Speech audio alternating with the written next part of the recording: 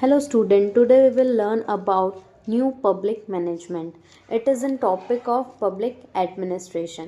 पहले मैं आपको छोटा सा पब्लिक एडमिनिस्ट्रेशन के बारे में बताऊंगी, इंट्रोडक्शन दूंगी, फिर अपन स्टार्ट करेंगे new public management.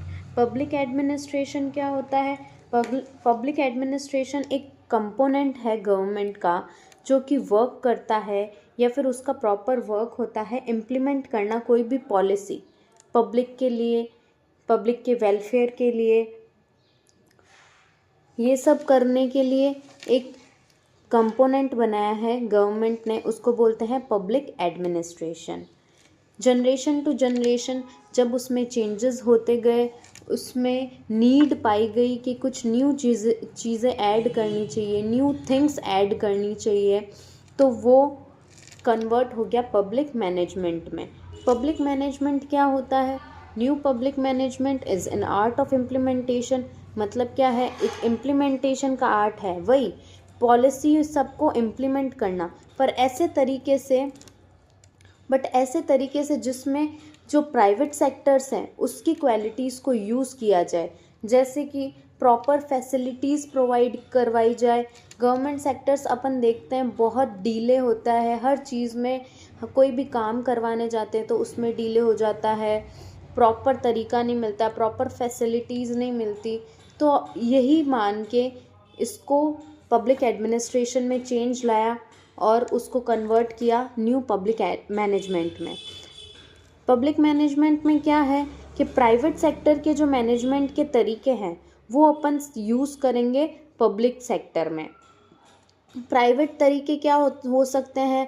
Proper facilities provide करना, प्रॉपर तरीके से काम करना, डीले नहीं करना किसी भी वर्क में. तो ये सब चीज़ें अपन इसमें यूज़ करेंगे. इसको और क्या बोला जाता है? Public market based public administration. इसका मतलब क्या है? मार्केट बेस्ड पब्लिक एडमिनिस्ट्रेशन जो मार्केट के रूल्स है, जैसे इंसान को सेटिस्फाई करने के लिए एक मार्केट प्रॉपर नीड होती है, तो अपन वैसे ही पब्लिक एडमिनिस्ट्रेशन में ऐसे प्रिंसिपल्स या ऐसे तरीके यूज़ करेंगे जो पब्लिक को या फिर पीपल्स को, नेशन के पीपल को क्या कर सके? सेटिस्फाई. इसे मार्जिनलाइज भी बोलते हैं, मार्जिनलिज्म. ठीक है, एग्जाम्पल इसके क्या हो सकते हैं? 3E efficient use of resources. जितने भी रिसोर्सेज उसको प्रॉपर तरीके से यूज़ करें. Performance appraisal. परफॉर्मेंस अप्रेजल क्या होता है? जो जजमेंट है, कैसा वर्क हो रहा है, कैसा वर्क किया जा रहा है, उसको जजमेंट्स देते हैं, उसको इवेल्युएट करते हैं वापस. अकॉर्डिंग टू जेने एरिक लेन, इनके हिसाब से क्या था न्यू पब्लिक मैनेजमेंट?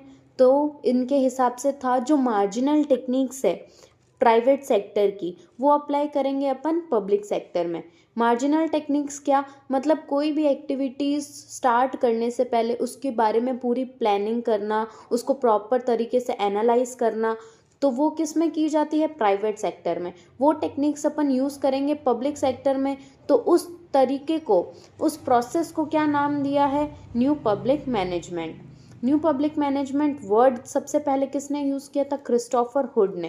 किस में यूज़ किया था? अपने article a public management for all season in 1991. Christopher hood ने यूज़ किया था अपने article public management for all seasons में. ठीक है, इसके बाद डिटेल एक्सप्लेनेशन किसने दिया था न्यू पब्लिक मैनेजमेंट का? तो वो दिया था ऑसबॉर्न एंड गैबलर. ऑसबॉर्न और गैबलर ने दिया था अपनी बुक री इन्वेंटिंग गवर्नमेंट 1992 में.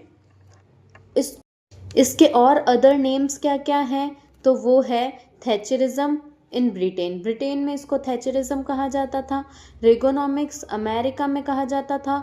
रोजरोनॉमिक्स न्यूजीलैंड में. थर्ड वे या 3 वे यूएगन में. इंटरप्रेन्योरल एडमिनिस्ट्रेशन ऑसबॉर्न और गैब्रल के द्वारा कहा जाता था.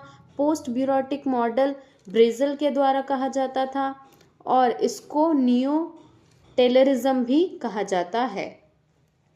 ऑसबॉर्न और गैब्रियल ने इसको समझाने के लिए 10 पॉइंट्स बोले थे या 10 पॉइंट्स बताए थे. उस 10 पॉइंट को अपन 10 पॉइंट प्रोग्राम्स भी बोलते हैं, जिसके ऊपर ये कहा गया है कि न्यू पब्लिक एडमिनिस्ट्रेशन रिलाय होनी चाहिए।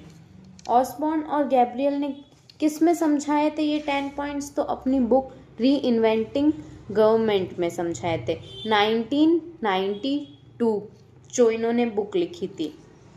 फर्स्ट पॉइंट है कॉम्पिटिटिव गवर्नमेंट। कॉम्पिटिटिव गवर्नमेंट का मतलब क्या है यहाँ पे? कॉम्पिटिटिव गवर्नमेंट मीन्स कि गवर्नमेंट को एक हेल्दी कंपटीशन रखना चाहिए मार्केट में। Emphasise on increasing competition among provider of service and goods. जो गुड्स और सर्विस प्रोवाइड करवा रहे हैं उसको अच्छा एक हेल्दी कंपटीशन बिल्ड करना चाहिए ताकि इनमें क्या हो, डेवलपमेंट हो। इंक्रीजिंग कंपटीशन क्या होगा? तो कंपटीशन जैसे जैसे इंक्रीज होगा वैसे वैसे यहाँ पे क्या होगा, डेवलपमेंट होगा। किस में डेवलपमेंट होगा? तरीकों में, टेक्निक्स में, वेज में, डिफरेंट वेज होंगे। Market oriented government second point में क्या बोला गया है? जो पब्लिक एडमिनिस्ट्रेशन है उसको प्राइवेट और मार्केट दोनों के जो है ना एडमिनिस्ट्रेशंस है उनको भी प्रायोरिटी देनी चाहिए, उनको भी यूज़ करना चाहिए। वो भी बेटर वर्क कर सकते हैं तो उनको भी पब्लिक, प्राइवेट और मार्केट तीनों बेस्ड मिलजुल कर अगर काम करें तो एक अच्छा पब्लिक मैनेजमेंट कर सकते हैं। ठीक है, फिर क्या है? Goal oriented government. Goal oriented government का क्या सेंस है इसमें? Conducting work spirit of achieving. जो भी अपन वर्क करें उसके पीछे कोई भी पॉलिसी या कोई भी अपन स्कीम अगर यूज़ कर रहे हैं तो उसके पीछे गोल होना चाहिए कि क्या हमें क्या चाहिए। इस पॉलिसी के थ्रू हमें चाहिए कि गरीबी मिट जाए, ठीक है, 90% लोग डेली खाना खा के सोए, ठीक है। ये पर्टिकुलर गोल होने चाहिए और वो गोल अचीवमेंट करने के लिए उनको प्रैक्टिस करनी चाहिए। रिजल्ट ओरिएंटेड, उनको इवेल्युएट करना चाहिए चीज़ों को कि जो प्रोग्राम हमने यूज़ किए हैं, चलाए हैं, ठीक है, उनका रिजल्ट क्या रहा है और उनका रिजल्ट क्या रहेगा अगर उसको इस तरीके से यूज़ करते हैं तो, ठीक है। तो न्यू पब्लिक मैनेजमेंट भी इनके ऊपर बेस्ड है, result oriented government. Okay, then profit oriented government.